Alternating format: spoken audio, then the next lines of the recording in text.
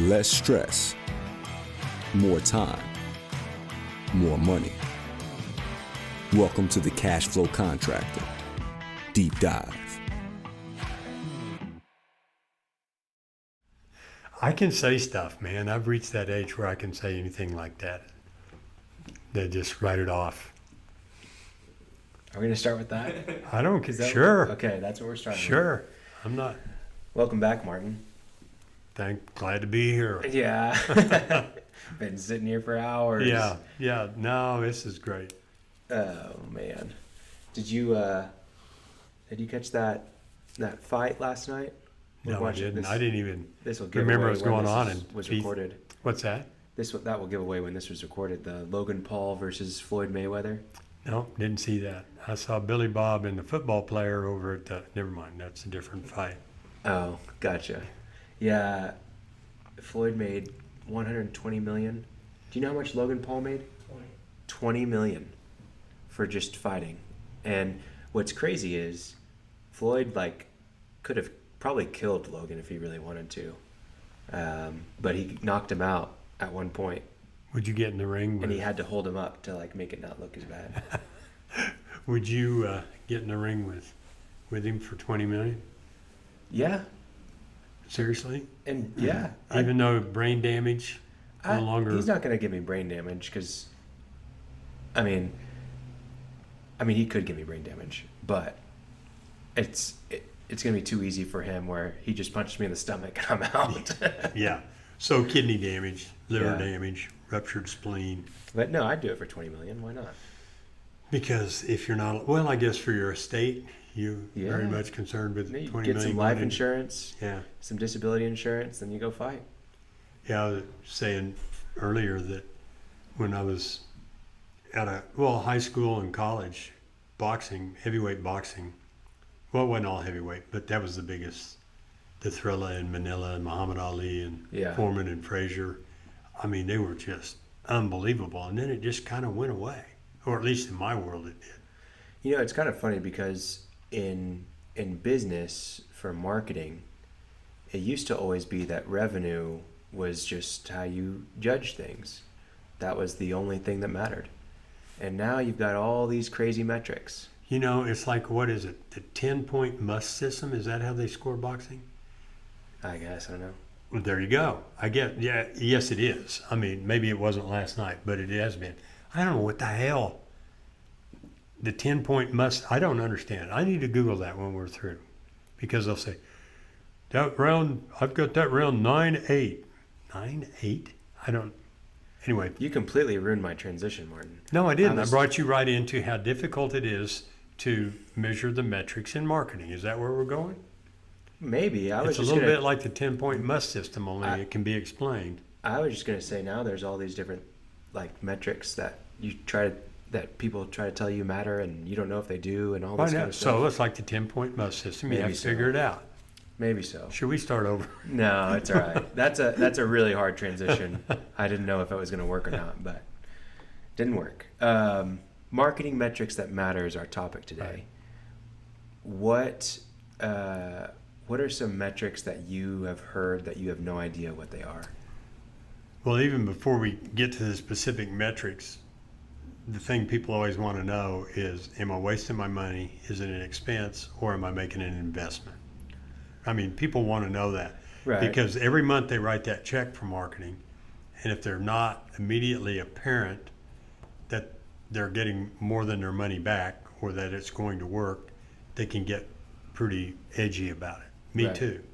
And so some of the obtuse metrics that I hear about are clicks and bounce rate and page views and visitors. I mean, I think I kind of understand those things, not all of them. But I also sit and I say, well, why do I really care about page views if I didn't make any money? Right? Yep. So, I mean, that's just a few. I can just, in my mind's eye, see these metrics guys pull up, and I don't know what they are, and I don't know why they matter. Yeah. It's in an age where there are so many different channels where you can find customers and sell your product, By channels, I mean things like you can do TV or radio or Facebook or LinkedIn or your website or Google Ads or Yellow Home Pages. Advisor, Yellow Pages. I mean, they're all different channels, and there's so many things that you can do. There's a metric for every single one. You know, what's my price per lead? What's my cost per click? How many likes did I get? Did anybody share this? How many impressions were there? And there's so Matter many of fact, things. that's a really good one too, because what the heck's an impression? Well, you're going to cover that, but what is an impression? Yeah, there's so many different things there that you can be lured by and even convinced that things are working, but they're really not. And so there's some marketing metrics that matter. I don't even know that we're going to cover all of them because it's almost a subjective thing to your business.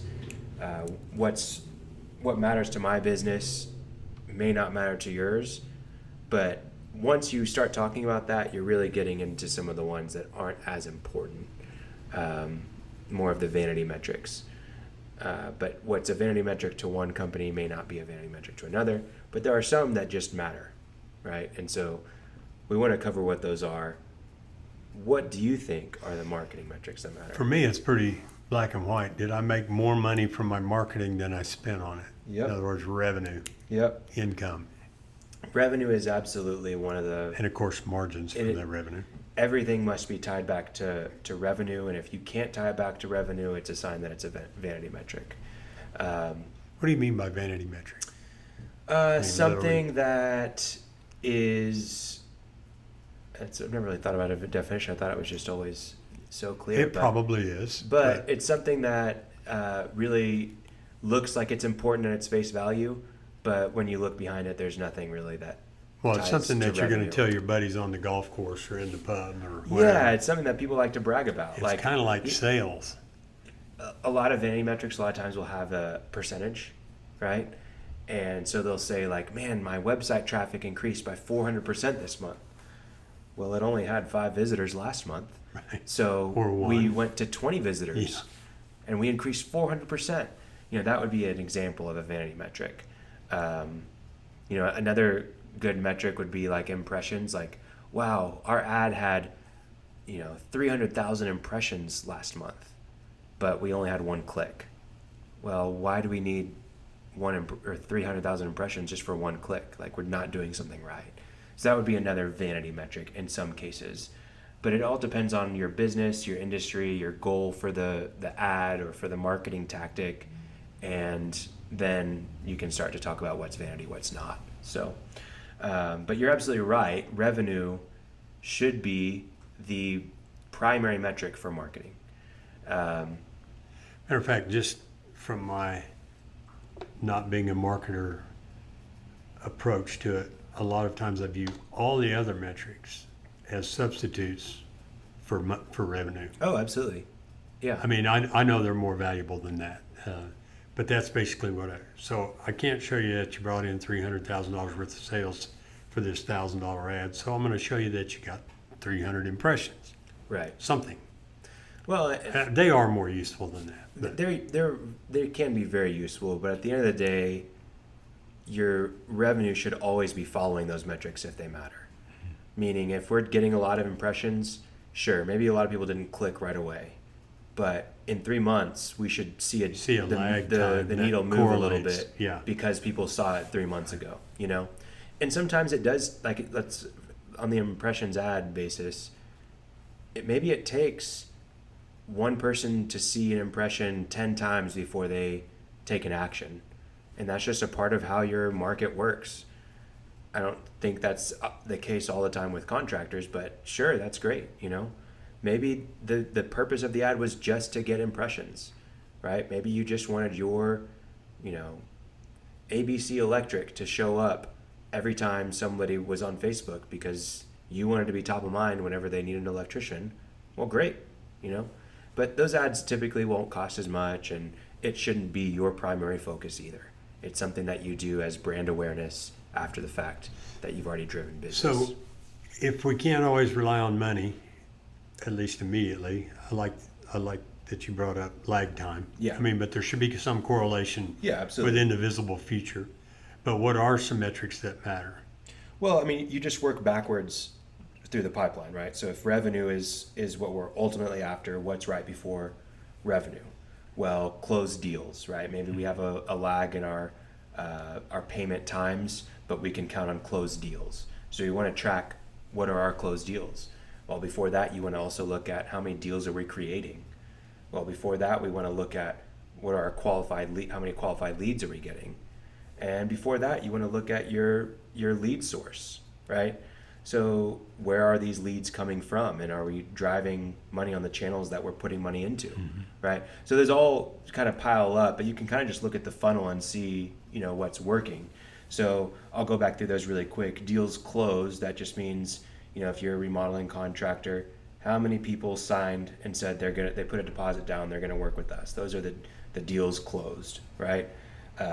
If those are going up, then revenue is going to go up, right? Mm-hmm. If you work backwards from there, deals created, meaning your salesperson has a good prospect that they know that there is a deal that they can win. It's just a matter about closing it and getting that deposit. That should be a leading factor as to how much revenue you are going to get down the road, right? It would be crazy to think that you ran an ad today as a remodeling contractor. Because of that ad, revenue tomorrow is going to be 3x what it was. No, there's a lag time there, right? And so you have to consider that as you look at your metrics and you're judging them. But deals created is another really good one. Before that, you've got qualified leads. So that can be people that you're meeting at a networking event, could be qualified leads if you had really good conversations with them. But for your marketing company, you're going to want to have marketing qualified leads, people that are either filling out a form or calling or being referred directly from something that you did marketing wise. Maybe it was a social media post, maybe it was from a customer review, maybe it was from an ad on Facebook or an ad on Google. Those are your qualified leads, people that are reaching out to you. Those are going to be your inbound qualified leads. You can have outbound qualified leads.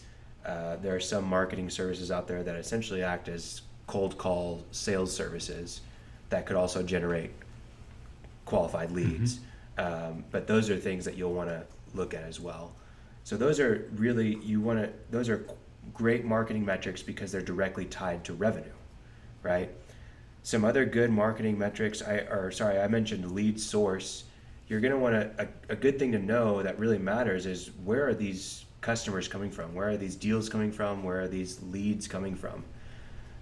If a lot of your leads are coming from, let's just say, Google ads, and you know that you're spending a good amount of money there, but you're also getting a good return on that money, then that is a good metric that matters. You also want to look at what your percentages of closing, like your close rate, is on those leads. Hey, wow, we drove 25 leads from our Google ads last month, but our close rate on those leads was 10%. Well, you're only getting 2.5 projects for those 25 leads that you essentially paid for. So if you go and you look at, hey, Facebook actually drives only 20 leads, but we have a close rate of 50%. Well, we're getting 10 projects from Facebook, but we're spending more money on Google ads. We should probably convert that budget over to Facebook. So it allows you to make more strategic decisions with your marketing and where you should be spending your ad dollars primarily. But even, maybe your content performs better on a specific channel than another one, and that's where you get the most leads and et cetera. If you're following those things, it's going to help you make better decisions as far as marketing and where your ad spend is, where you're putting your energy in. So close rate is a really good one, or conversion rate, if you want to follow that, same thing. Then you also want to look at lead percentages, how many people are converting into lead. The two next ones that are extremely important marketing metrics that matter but are a little bit harder to track if you're not organized are customer acquisition costs, or CAC, is what it's commonly referred to. And essentially all you're doing there is you can break it down by channel or you can do it as a whole. If you start by doing it as a whole, how much money did we spend on marketing? I personally wouldn't include my overhead with that. So if you're paying for a marketing hire, you're not including them in your customer acquisition costs. And I wouldn't include an agency in that. It's up to you to determine if you want to include softwares in that or not. You would not include an agency? No, just because it's labor. I would consider that more of a labor cost than a customer acquisition cost. You can do, customer acquisition costs including labor and software to get a really holistic view of, man, I'm spending this much on my labor and my software. And That's kind of my preference, is just know that this is how much I spent on marketing and this is what I got for it. Right, but what you're seeing, the issue with that, if you take that into consideration, it's an inflated number in reality. If you take it just on, hey, this is what I spent based on ads, for example. This is my ads customer acquisition cost. Now I know that, man, if I ramp that up, it was an overhead cost for my labor and software, essentially. Stay the same. They stay the same. It's like a variable cost. Exactly. Right. Where, oh man, I'm spending all this money and it's not working. Well, hey, if you spent $1,000 more, you could get even more results, but that customer acquisition cost just went way down in terms of your spend based on labor and software. So maybe you track both numbers; they can matter in your business. My preference would be to just look at mainly focus on the ad spend one.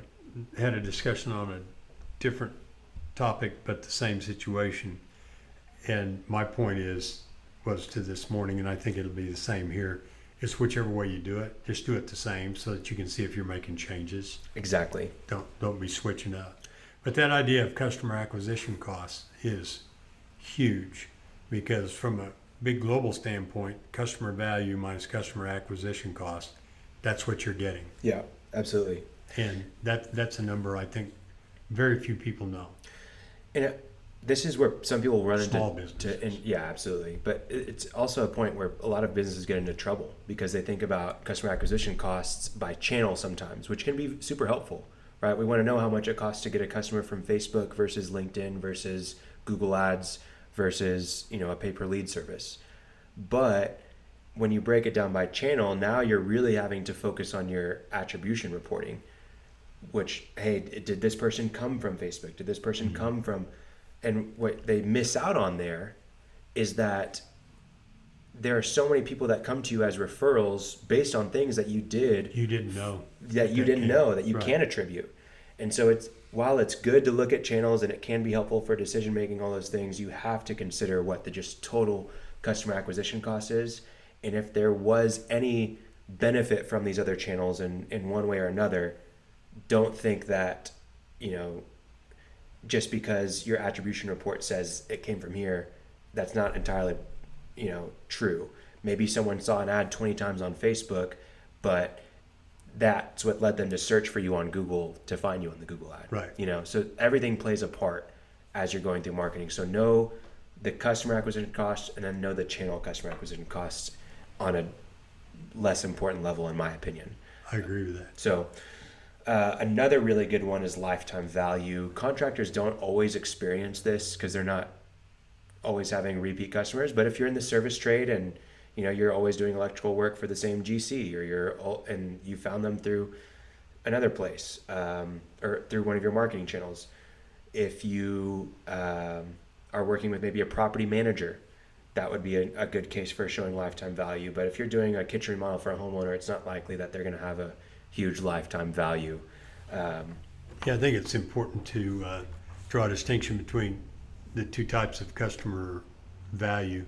One's a transactional value, which for contractors is more important than it is for Coca-Cola, let's say. Sure. Because you might only do one customer, but you can recover your entire cost of acquiring that customer in this one remodeling job. Coca-Cola, and I'm just pulling these numbers out of the air, I saw them maybe 10, 15 years ago. They might spend $20 a year acquiring customers. Yeah.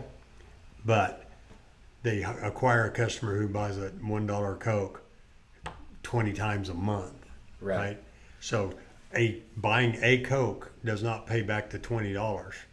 Right. But once they've got you buying Coke and hooked on whatever the newest flavor is, I don't know if they're new flavors, they'll recover it over the lifetime, Yeah. many times over, Many times over. because you're going to be a Coke customer Absolutely. for 50 years. It mainly matters if you have repeat business or not. And another way to track it is not just by repeat business, but by referral. If you're really good at tracking your referrals, which is so important for contractors, you can start to tell, man, because I got that person from that Google ad and they referred us to 7 other people, that Google ad really brought me this much business, you know? So those are some really good ones to track. I'll run through those again. Revenue primarily. Qualified leads, if we're starting at the bottom or the top of the funnel, I guess. Our qualified leads is a big one. Then we're going to want to know deals created, deals closed. Other good things to know are deal source or lead source, and customer acquisition costs, lifetime value. If you want to break it down even further from qualified leads, you can look at how many phone calls we're generating. That's a really good one for service providers, service contractors.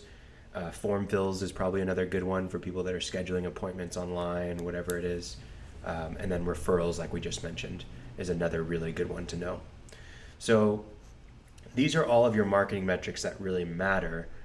But let's say that you're really, maybe you just hired a marketing person, you want to know how well they're doing. Or let's say that you just hired an agency and they said they were going to be doing XYZ for you, and you want to make sure that they're actually doing those things. These are really marketing production metrics that I would measure. Again, a lot of these can be a vanity metric for you, but if you're really just wanting to make sure that your marketing hire is actually doing their job and getting some things done, or your agency is getting some things done, these are good things to look at. And there's even metrics inside of each of these that really matter. If it's again subjective to your business. If they matter to your business, then these are things that will matter. The metrics that are inside each of these. So I'll just kind of go through these.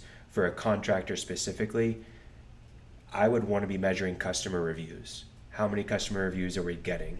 And you don't want to just stop at customer reviews, because what if I got you 50 customer reviews and they're all 1 and 2 stars? Like, it's going to do a lot more damage than it is good, right? So you want to have 5-star reviews, which I'm going to take a break real quick here and say a lot of contractors don't understand how their work implicates their marketing. If you are doing really bad work and you're expecting your marketing company to get you good reviews, it's almost impossible. Like, you are going to get bad reviews. People only leave reviews usually 1 of 2 times: when the work was above and beyond, Over the top, thrilling. or way too bad and they are pissed and they want people to know it. Yeah, I think there's an old stat. People are 26 times more likely to leave a bad comment than a good. And that's not said right. Somebody who's mad and wants to leave a bad comment is 26 times more likely to do it than somebody who's pleased. Yep, absolutely. You have to ask for the And customer reviews. that's a good thing in passing, is that Google reviews are so powerful because they're really hard to get. Absolutely. They're really hard to get. They're not something you can just get overnight unless you're, I mean, people will scamming. promise you and look you in the face and 100% do it, and then they don't. and then they just don't do it. And I think don't know what to say, all kinds of things. Yeah. But So, and again, this isn't just Google. Facebook is a great place to get reviews, especially if that's a channel that you're really active on as a company. Yelp can matter sometimes. Places like BuildZoom or Angie's List or Home Advisor or Porch, Thumbtack. Depending on what you're doing, there's all these different directory sites where reviews are important. Better Business Bureau is one you mentioned in an episode recently. All of those places are places you want to be getting reviews. I would say the most important would be Google for most contractors. The next one is testimonials, which are very similar to reviews.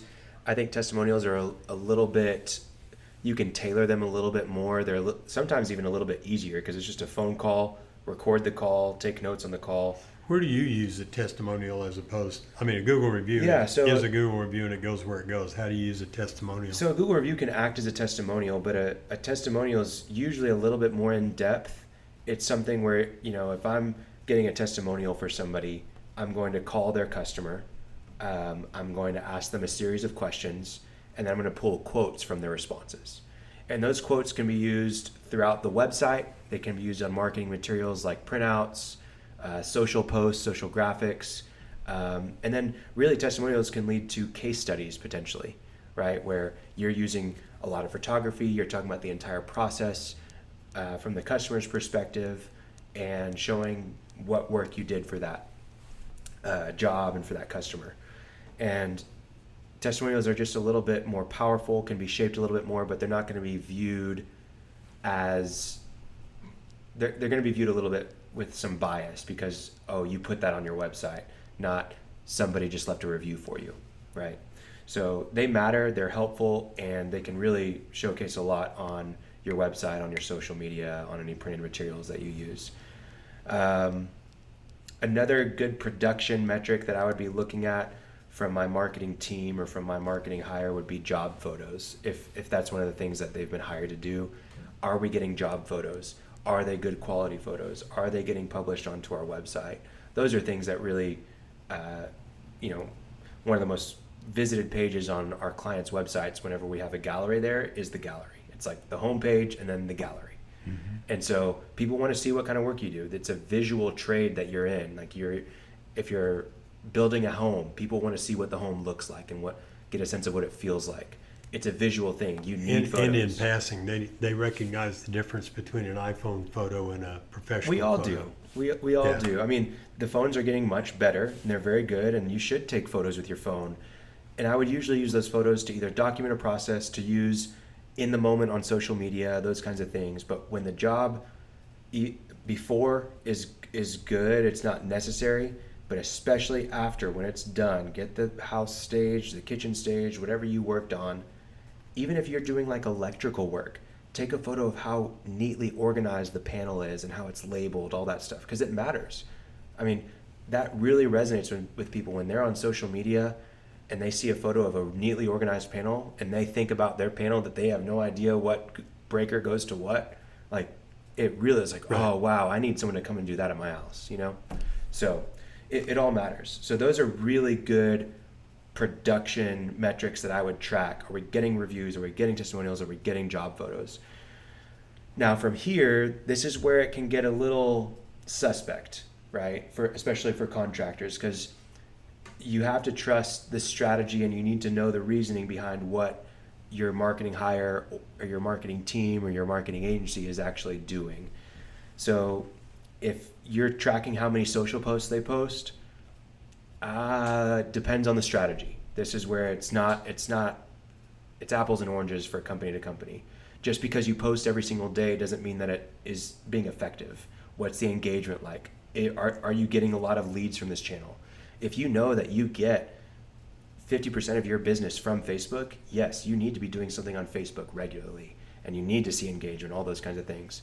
But if you don't even know if you've gotten a customer from Facebook and you're worried about if your marketing company is posting to Facebook, tracking the wrong thing. You might be tracking the wrong thing, right? Articles. These can be very good, but you don't want to just be writing an article just to write an article. What's the quality like? Is it really answering a question? Is it something that you're going to be able to use as a part of your sales process? Those are the kinds of questions. It's very subjective to your business if an article was a really good thing. Same thing with a video or with a podcast or whatever it is. Another one is ads. Again, subjective to your business. Are your ads actually driving a lot of your business, or is it mainly for brand awareness? What's the purpose of the ads is extremely important. And then you really do want to know if ads is one of your important channels. There are a lot of metrics that you want to be on top of. What campaigns performing the best? Which type of ads are performing the best? What messaging is working? What's our cost per click? What's our cost per conversion? Which landing pages are performing better than others? What's our bounce rate? There's a lot of different things there that will matter, but that's if that channel is working well for you and it's a focus for your business. If you're just running ads just to run ads and you don't know if you're generating customers and you're not really spending much of a budget, there's probably other areas that you should focus on. But you do need to think about how are your ads doing as well, just not as intently. Last one is SEO that I've got on here. Again, there's probably many more that people can think of. But yeah, how many links is your company generating? What are the quality of those links? Again, if this isn't a primary channel for you, it's not something you want to be over the top about, but it does matter. Are we getting keywords embedded onto our website? And are we getting new articles out there with new topics that are areas that we want to focus on? Those are all very important if SEO is a primary channel for you. If it's not a primary channel for you, I want to ask why it's not, and there are good reasons for it not to be. But if it is a primary channel, there's certain activities that you need to be tracking inside of SEO. So again, just to recap all of those, what I would call production activities and metrics that I would measure: customer reviews, customer testimonials, job photos. All three of those are going to be very important for a contractor. Then going beyond that is more subjective to what channels you're active on, your articles, your ads, your SEO. Those are all things that they do matter, but they're more subjective in nature to what you do in your business. So yeah. So what I'm hearing is, as you market, you need to understand what's going on and then measure the results you're getting. If you don't have money, you need to know it. I mean, in other words, if you don't have revenue, income, net profit, that you can correlate with your marketing efforts, then you need to look at some of the inputs, which are the things you just listed. Absolutely. And I think primarily focus on what drives revenue, learn what drives revenue, and then from there, the rest is good to know for strategy, but it's either your strategy is working and it's bringing revenue or it's not, and know that there's a lag time as well. I think, for what we do as an agency, when we do quarterly reporting for our clients, we're covering all the bases, but we're really spending time on the channels that matter for that client. Mm-hmm. So there's also a lot of metrics that don't matter. And we mentioned vanity metrics, but one of my favorite things is like people getting, how many visits do we have? It matters, especially if a website is a big channel for you. If you're getting form fills on your website every week and people are scheduling appointments on that and stuff, you want traffic to your website. And you want to make sure it's the right traffic, not from a foreign country that isn't going to schedule an appointment with you, things like that. Trying to hack a pipeline to your computer. Right. Or if you're running a really good blog and that's like a primary source of conversion for you to get subscribers and leads, all that kind of stuff, you want to look at the traffic. But if you can't remember the last time somebody filled out a form on your website and you mainly get phone calls as your primary source of deals and leads, don't sit there and rave about, oh wow, we got 20 more visitors this month or 200 more visitors this month. It could mean that there's an opportunity to open up a channel there, but it's not something that you want to distinguish your company's marketing. Tie it back to revenue. If your website traffic ties to revenue pretty clearly, it's something you want to focus on. If you're not clear that it does, find out why or why not, and then choose to focus on it or not. So it's incredible that for most contractors, most small businesses, if they can focus on even just one of the channels that they do marketing on and really hammer home on it and keep track of it and strategize around it, all those things, they can change their business. I mean, they can double their profit in that year just by focusing on that one channel. Yeah, I think we had an episode earlier where we talk about the things that matter are in calming a life are having cash, having leads, and being organized. Mm-hmm. But the having leads, second to having a bunch of cash, is the most important thing. And everybody knows. I mean, people know that intuitively, if not explicitly. And that's the purpose of marketing. And it is also your responsibility to understand what's working or not. You can't just throw money out there and then wait 5 months and say, I didn't get any more. Maybe you did, and you just don't know it. I didn't get any revenue from it. You need to understand what revenue or what KPIs, key performance indicator metrics, matter, and track the ones, and then improve on them. Yeah, absolutely. And just to reiterate this, I know we had an episode on the power of content, but the lag time is a real thing. And if you're just running ads and you've never done that before, you're going to see some results pretty quickly, But if you're playing the long game and you're doing content and you're doing all these things that aren't, quick fixes, the lag time is real, and be patient with it. Let it compound over time. I mean, it's no different, if you have an ad spend budget, it's a bell curve at a certain, like if you're running Google ads at the beginning, if you've never done it before, you're going to see results immediately. It's going to be great results.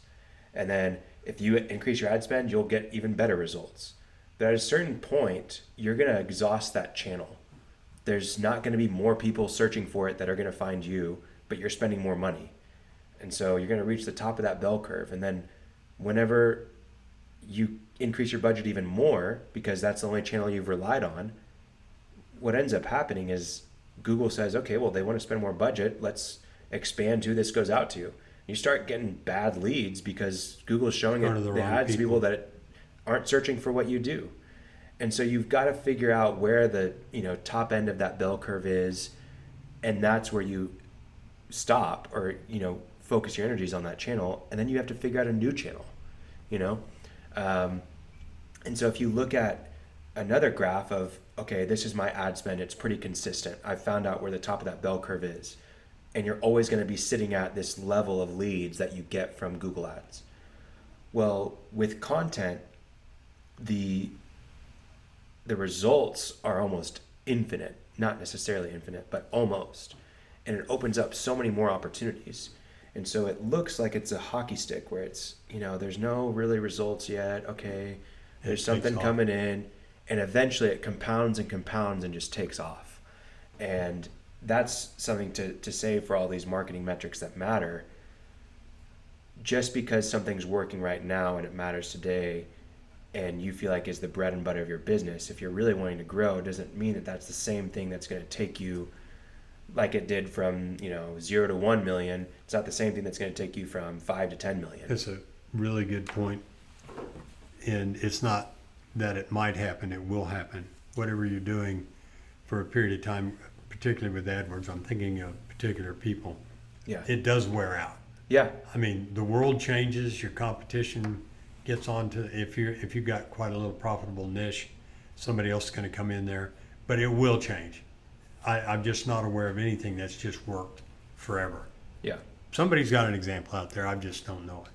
Yeah, I mean, especially for like, I'm thinking of like service contractors, Google Ads is a great tool. Mm-hmm. You're going to get, especially like if you are able to do, what is it called? Google.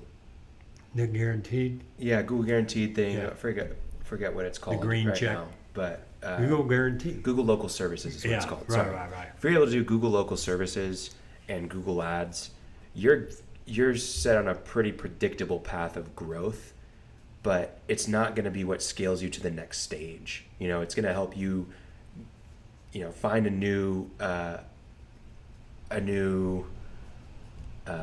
benchmark in your business, but it's not going to get you from, to 2x. It'll get you to 2x maybe, but it's not going to get you to 10x, essentially, because there's only so many people that are on Google searching for you. So once you hit the capacity, it's not like there's going to be new demand just generated. Whereas with content, you can generate that new demand. You can expand your horizon and not just meet the people that are searching on Google, but you can find the people that are being referred on Facebook, and you can find the people that didn't know they had a problem, and you can find the people that do a lot of research and all those kinds of things. So point blank with marketing metrics that matter, follow the revenue. Right. Follow the metrics that lead to revenue and focus on those. The other ones can be useful, but it's more useful for a marketer than it is for maybe the founder of a company or for the manager of a company. It's going to be more how is our strategy working? can we see results? But ultimately, it always has to tie to revenue. Yes, sir. Okay. That is marketing metrics in a nutshell. That is a confusing subject. It is. When you start looking at all of it, but I think the answers, or the question I hear most often when people are looking at too many metrics is, why does it matter? Yeah. And a lot of times if it's not clear why it matters, then it doesn't. Yep. Absolutely. The revenue. Absolutely. And working back from there. We'd love to hear from any listeners if there's any metrics that they have questions on that they're not sure about. Or that they're using that are really effective. Or yeah, if you're using something that's really effective that we didn't mention, let us know, and we'd love to share that with our audience. But yeah, you can follow us on Facebook, Instagram, LinkedIn, Twitter, and we'd love to hear from you We're guys. going to be measuring the metrics on all And those we things. are measuring our podcast metrics. Yes, we are. So appreciate you guys.